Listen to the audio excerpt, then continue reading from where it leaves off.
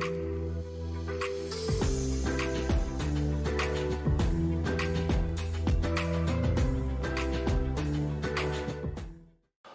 up, TTFF people? Welcome back to the Tucson Family Food Project. My name is Steven Cota-Robles.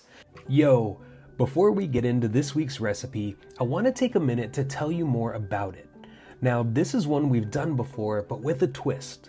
A majority of the eggs we're going to use today came from chickens that roam freely on land that's managed using regenerative agriculture practices. And that's exactly what I want to talk with you about before we jump into the rest of the video. So what is regenerative agriculture? First, let's break down what regeneration is.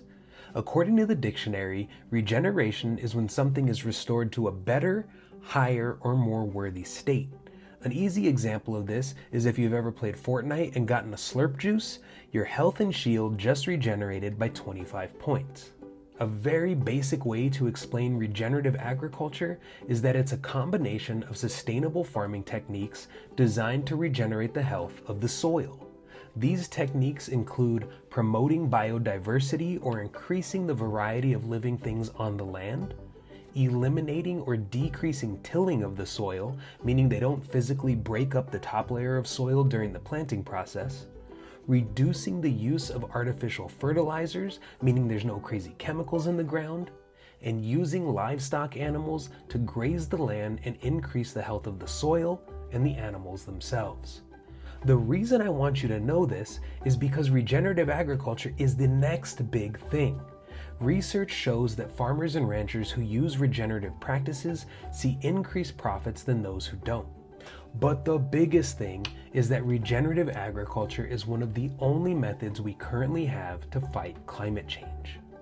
By restoring the health of the soil, regenerative agriculture allows that soil to capture huge amounts of carbon into the ground, reducing greenhouse gas emissions. So much so that experts estimate that expanding regenerative farming worldwide could remove 15 to 23 gigatons of CO2 from the atmosphere by 2050.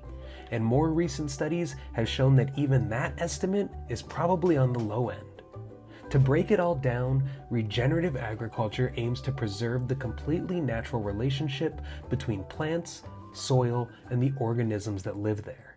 It increases the abundance, resilience, and beauty of the natural world, which is where we get all of our resources from. And ultimately, it might be the only way we can reverse climate change. Now, let's learn how to make spinach and mushroom omelets. Now, you all know that I like to make sure that you get enough to eat. Well, this week's meal kit comes with an abundance of one of my all-time favorite ingredients, eggs. Eggs are super rich in protein and they're very affordable. And because there's so many different ways to cook them, they're a great staple item to keep in your refrigerator. And the way we're gonna cook them today is a technique that everyone should know. So grab your carton of eggs and practice your French accent, because today we're gonna make spinach and mushroom omelets. This week's meal kit includes 1 tablespoon of garlic, 2 tablespoons of extra virgin olive oil, 2 tablespoons of butter, a dozen eggs, 7 ounces of cheese, 8 ounces of mushrooms, and 4.3 ounces of spinach. All you're gonna need to make this recipe is a bowl, a plate, a fork, a spatula, and a non-stick frying pan. If you don't have a non-stick frying pan, that's okay. Instead of making an omelet, we'll make a scramble. So the first thing we're gonna do is melt our butter over medium heat. Now that our butter's melted, we're gonna add in our mushrooms. And we're gonna stir these around until they're all coated in butter. And then we're gonna cook them until they're tender, which will take about 5 minutes. So now that our mushrooms are almost done, we're gonna move them to one side of the pan. And in the other side of the pan, we're gonna add in our garlic. And we're also gonna add in our spinach. And then we're gonna stir this all up until the spinach gets wilted down. So now that our spinach and mushrooms are cooked, we're gonna set them aside. And this will be the filling for our omelets.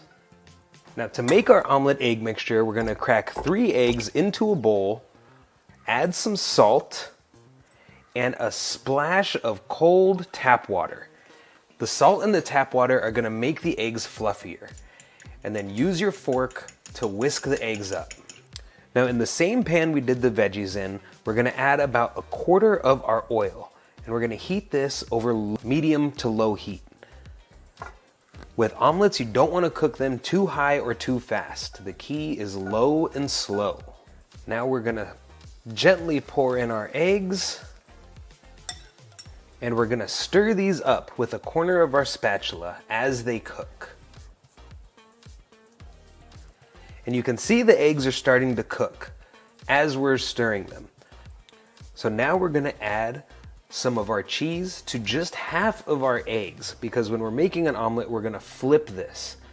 And what we're putting in now is gonna be the filling. Now we're gonna add our veggies onto the same half as the cheese.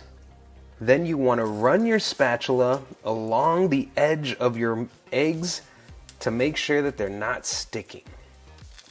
And once you know your eggs aren't sticking, all you have to do is flip it over.